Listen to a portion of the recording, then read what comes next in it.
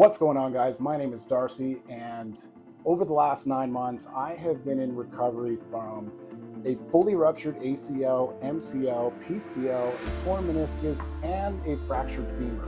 And though I still have a lot of recovery to go, over the last 9 months, my mental health, my physical health, a little bit more weight put on than I would like to admit, all of that has suffered in the 9 months, which is why now I believe is the perfect time to start my journey from going from cripped to ripped. And look, I'll be perfectly honest, I don't actually really need these anymore. These were kind of just for show. I did have to use these a lot during my recovery, but fortunately, this is something that is hopefully in the past for good. I've still got a cane, but we're making progress, and we'll take it where we can get it. But before we get into all that, make sure to go hit that subscribe button and smash that like button. I know this is a brand new channel, but I am hoping to grow this over time, so any support from you guys is going to be greatly appreciated. So I would say probably the most common question that I have been asked so far is, how did you injure yourself? Well, as much as I would like to have some super awesome, exciting story to tell you, it's really not that at all. Basically what happened is I went to go work for a furniture company doing some deliveries. It was very short term. I was actually only there for about a week before the injury happened. But long story short, I was taking something off of the back of the truck to go deliver into a customer's house, and I missed the extendable ramp off the back of the truck, and down I went about 4 feet, and all of that weight landed onto my left knee. Very instantly, a 10 out of 10 pain level, the worst pain I've ever experienced in my life. My knee was actually completely dislocated. It was on the outside of my leg, essentially, at that point. According to my surgeon, I technically amputated my leg on the inside. The only thing that was holding it together was muscle tissue, skin tissue, and basically everything else that wasn't completely ruptured inside of my knee. Fast forward to now, I've actually had 2 surgeries done. The first surgery was done very shortly after the accident, which was on June 28th. The surgery was on July 5th, 2023.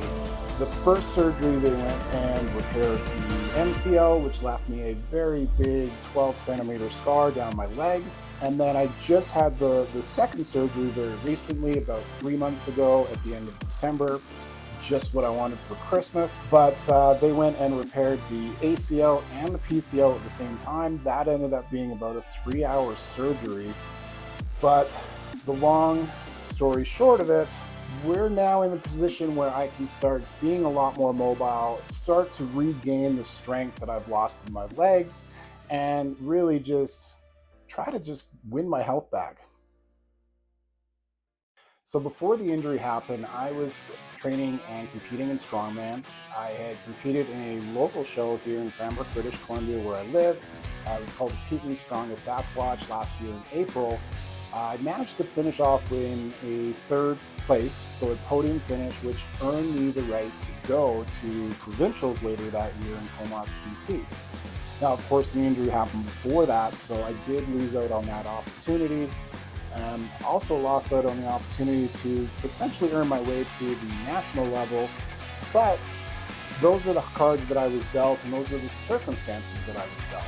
So I, of course, had a choice. I could just do what most people do and give up, and that really just isn't me, so that wasn't an option.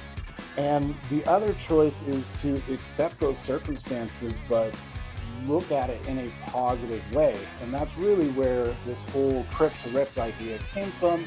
I want to show that terrible circumstances can happen, but the choice is always you. You can always choose to be a victim, or you can choose to make the best out of whatever situation that you are currently dealing with. So hopefully some of you guys that are watching, maybe you're going through something similar or whatever it might be, and I'm hoping that this journey, this story that I'm trying to tell is going to inspire some of you guys to really just tell your own stories. So before we get into that, I am going to do a weigh-in because I think that kind of needs to be done. If the goal is to get to ripped, I need to have that starting point. So let's get that all set up, get a quick weigh-in, and we will officially start my Cripped to Ripped journey. So really nothing fancy here, just gonna step on a scale and get a weight. But before I do that, I think I want to try to do that little movie magic thing, and we'll see if that works. So we'll just give it a, yeah, I think that works. So we'll go get a weigh-in here.